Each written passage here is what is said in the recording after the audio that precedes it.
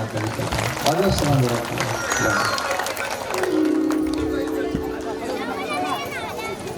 सूत महाराज सौनकांना कथा सांगत आहे। हे बघा, परीक्षित महाराजाचं एका इरावती नावाच्या मुलीसोबत लग्न झालं। ऐका बरं का, लक्ष द्या। आणि परीक्षित महाराजाने विचार केला, ए पुरुष दिदू सदा शाळेत जाताना सर्वजण सदा वा। ऐका बघा, परीक्षित महाराजाने विचार केला, माझ्या पूर्वजांनी माझ्याकरता काय ठेवले का एकदा बघाव।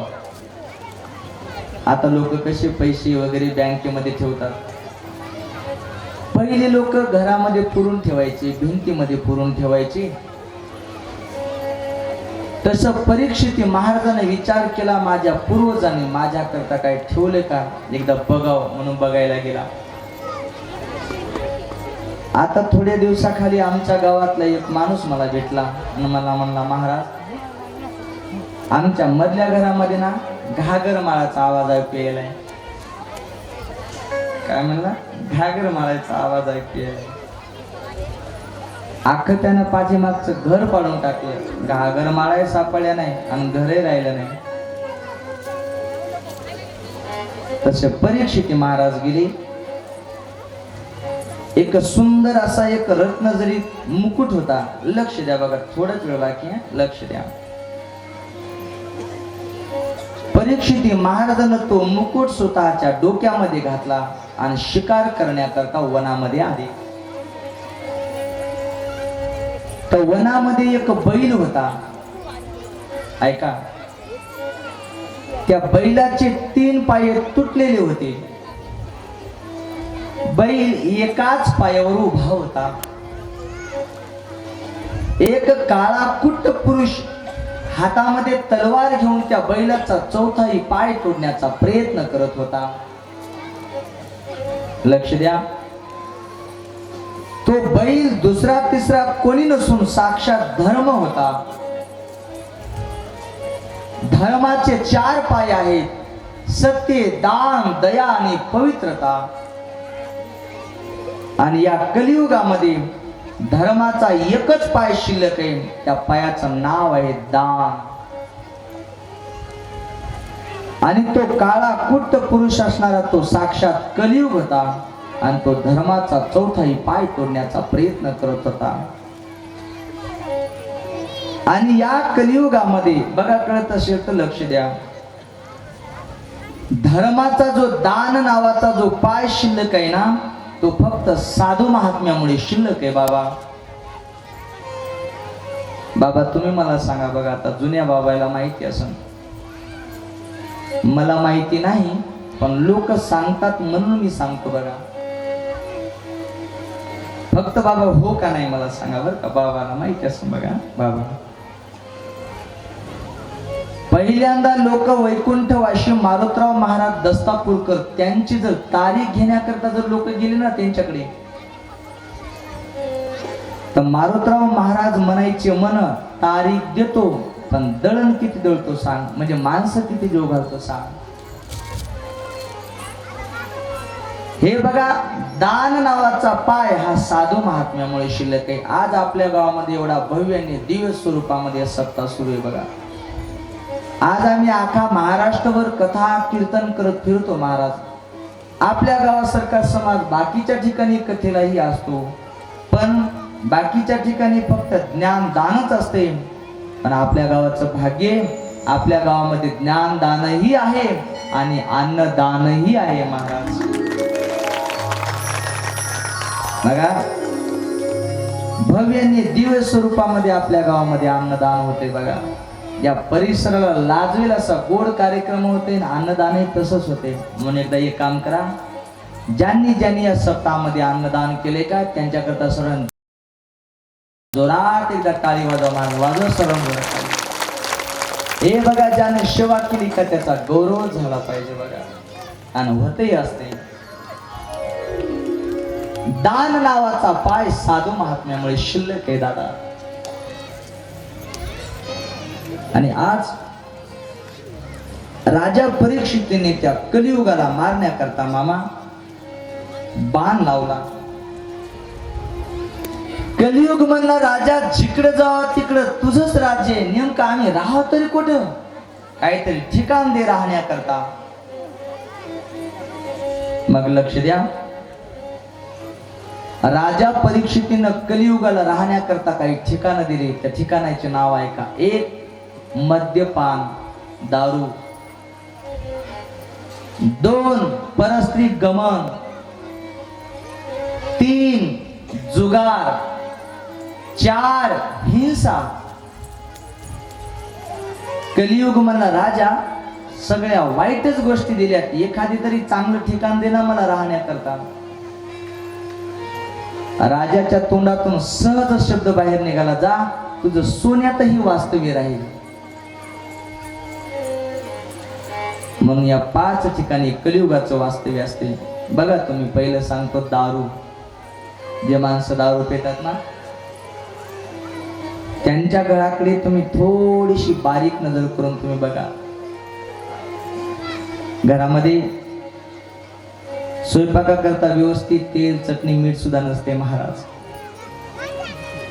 लेकरा बाळाच्या अंगावर फाटलेले कपडे असतात, बायकोच्या अंगावर फाटलेले कपडे असतात. आणि जो माणूस दारू पितो ना, त्याच्या घरचा सर्व संसाराचा कारभार त्याच्या बायकोला करावा लागतो. हातामध्ये पिशवी घेऊन लोकांच्या समोर फिरावं लागते महाराज.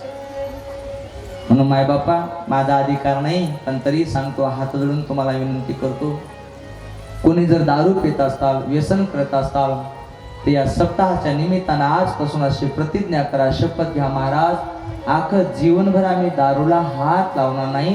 बस आपल्या सप्ताहाचं सार्थक झालं महाराज. हे बघा, आपण कथा किती ऐकतो, आपण कीर्तन किती ऐकतो, याला महत्व नाही. आपल्या जीवनामध्ये परिवर्तन किती होते याला महत्व आहे महाराज. एक वाक्य बोलू का माफी मागून? बरेच माणसं मी आतापर्यंत असे पाहिले की ते लहानपणापासून कथा कीर्तन ऐकतात, म्हातारी झाली, पण जीवनात किंचितही परिवर्तन नाही महाराज. आपल्या जीवनामध्ये परिवर्तन किती होते याला महत्व आहे. 2 परस्त्री गमन, याच्यामध्ये सुद्धा कलियुगाचं वास्तव्य आहे. राजा रावणासारखा राजा जन्माला आला नाही महाराज, पण याच्यामध्ये सुद्धा कलियुगाचं वास्तव्य आहे. 3 जुगार पत्ती. जुगार साक्षात धर्मराजाने खेळा, तर धर्मराजाला सुद्धा 12 वर्ष वनवास आणि 1 वर्ष अज्ञातवास भोगावा लागला. याच्यामध्ये सुद्धा कलियुगाचं वास्तव्य दादा मामा. हिंसा, याच्यामध्ये सुद्धा कलियुगाचं वास्तव्य आहे. आणि महिला मंडळी, तुमच्या गळ्यामध्ये जे सोनं आहे ना, त्या सोन्यामध्ये सुद्धा कलियुगाचं वास्तव्य. आणि तुम्हाला जर सोन्यातला कलियुग जर बघायचा असेल ना, तर एक काम करा, एका दिसत्या पन्नीमध्ये 4-5 तोळे सोनं टाका आणि रात्री 12 वाजता तुमच्या फाट्यावरून पायी पायी चालत गावाकडे या. तुम्हाला सोन्यातला कलियुग पाहायला मिळेल. बघा, सोन्यामध्ये सुद्धा कलियुगाचं वास्तव्य आहे. आता समोर ऐकायला लक्ष द्या. श्रीमद भगवद्गीतेमध्ये 10वा अध्याय आहे. बघा, सुज्ञ श्रोते कळत असेल तर लक्ष द्या.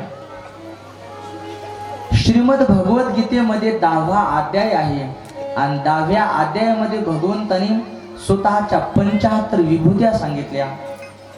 तर देव म्हणतात, धातूनाम अस्मि कांचन, सोनं ही एक माझी विभूती आहे. मग लोकायला प्रश्न पडेल की सोन्यामध्ये देवाचं वास्तव्य असतं का सोन्यामध्ये कलियुगाचं वास्तव्य असतं? ऐका, धर्मानं नीतीनं कमवलेल्या पैशामध्ये सोन्यामध्ये देवाचं वास्तव्य असतं आणि अनीतीनं अधर्मानं कमवलेल्या पैशामध्ये सोन्यामध्ये कलियुगाचं वास्तव्य असते. अनीतीनं अधर्मानं तुम्ही कितीही पैसा कमवा, तो पैसा तुम्हाला कधीच कधीच कधीच कधीच सुख देऊ शकत नाही. हा वस्तू पुरवून देऊ शकेल पण सुख देणार नाही महाराज. आणि आज राजा परीक्षितीच्या डोक्यामध्ये जो मुकुट होता सोन्याचा, तो अनीतीचा आणि अधर्माचा होता. कलियुगानं लगेच त्या मुकुटामध्ये प्रवेश केला. राजा शिकार करण्याकरता वनामध्ये गेला. वाघाच्या पाठीमागे धावतोय, वाघ नजर चुकवते. राजा हरणाच्या पाठीमागे धावतोय, हरी नजर चुकवते. दादा मामा, शेवटी दुपारची वेळ झाली. राजाला भूक लागली, तहान लागली. उंच असा एक झेंडा दिसला. राजाने विचार केला कोणत्या तरी साधू महात्म्याचा आश्रम दिसायला आहे. राजा गेला आश्रमात, पण तिथले शमीक महाराज ते समाधी अवस्थेमध्ये डोळे लावून बसले होते. राजा गेला, महाराज भूक लागली, काय खाण्याकरता अन्न आहे का?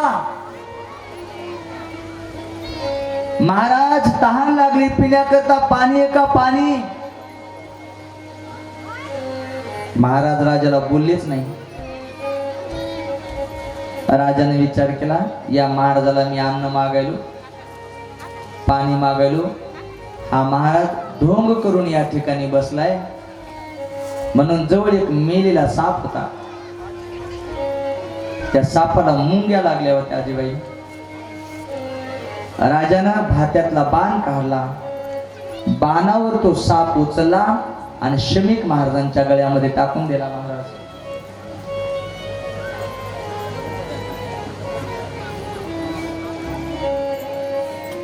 या, अरे मग